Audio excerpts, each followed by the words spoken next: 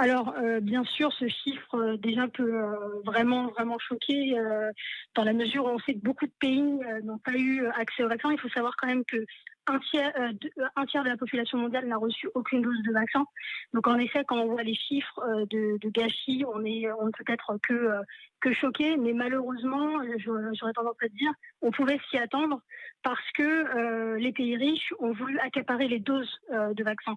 C'est-à-dire que les pays riches, ayant peur d'en manquer, voulant vacciner leur population le plus rapidement possible, ont accaparé les doses et ça a conduit à ces doses gâchées, gaspillées. Je crois qu'il y a vraiment quelque chose de récurrent dans la crise du Covid que nous avons traversée et que nous traversons toujours.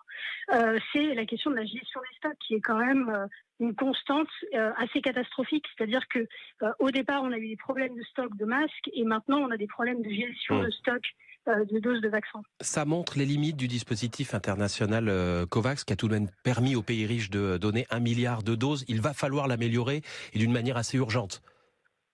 Alors le dispositif COVAX est un échec. Alors bien sûr que 1 milliard de doses quand même.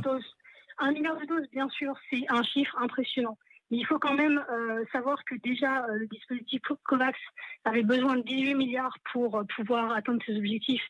Il n'en a reçu que 11, donc les pays n'ont pas versé suffisamment d'argent à COVAX pour que ça fonctionne correctement. Par ailleurs, le cabinet de conseil McKinsey a été à l'origine un peu de l'élaboration de COVAX avec les pays les plus riches. Et on a appris récemment que les pays en développement avaient été exclus des discussions au début pour vraiment élaborer le modèle COVAX. Aujourd'hui, le modèle COVAX est un échec parce que les doses qui ont été acheminées à travers COVAX ont souvent été des doses arrivant dans les pays en développement au bord à la limite de leur date d'expiration. Oui, ce que dit d'ailleurs aussi cette enquête, Pauline Landec, c'est que au-delà des 240 millions de doses jetées dans les pays riches, il y en a sans doute eu au moins autant jetées dans les pays pauvres, car arrivées trop tard, trop près de la date de péremption. Je voudrais qu'on dise un tout petit mot de la France, si vous voulez bien, toujours d'après cette enquête. 200 000 doses périmées jetées à la poubelle, exclusivement du vaccin AstraZeneca, qui a été, on le sait, boudé par les Français. Est-ce qu'on peut dire que, d'un point de vue français, on s'en sort pas trop mal, ou en tout cas moins mal que les autres ? Alors, dans le chiffre que vous donnez d'AstraZeneca, moi, ce que ça m'inspire, c'est qu'il y a un vrai problème dans le modèle de développement, de recherche et développement actuel. C'est-à-dire qu'on pouvait savoir dès le début, au moment où la recherche et développement sur les vaccins Covid a été mise en place, que le modèle compétitif serait un problème. C'est-à-dire que AstraZeneca a été l'un des premiers homologués. On savait que des vaccins plus efficaces qui arriveraient ensuite, en fait, cacherait un petit peu l'autre vaccin, le vaccin AstraZeneca.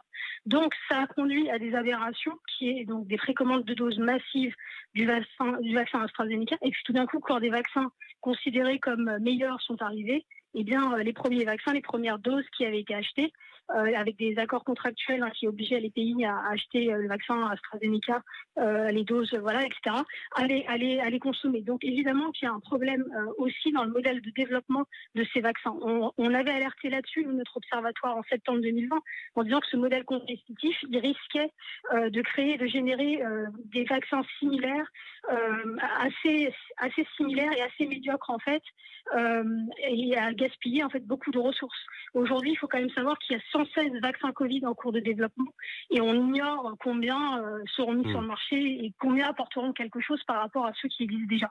Merci beaucoup Pauline Landec. Je rappelle que vous avez cofondé l'Observatoire de la transparence dans les politiques du médicament.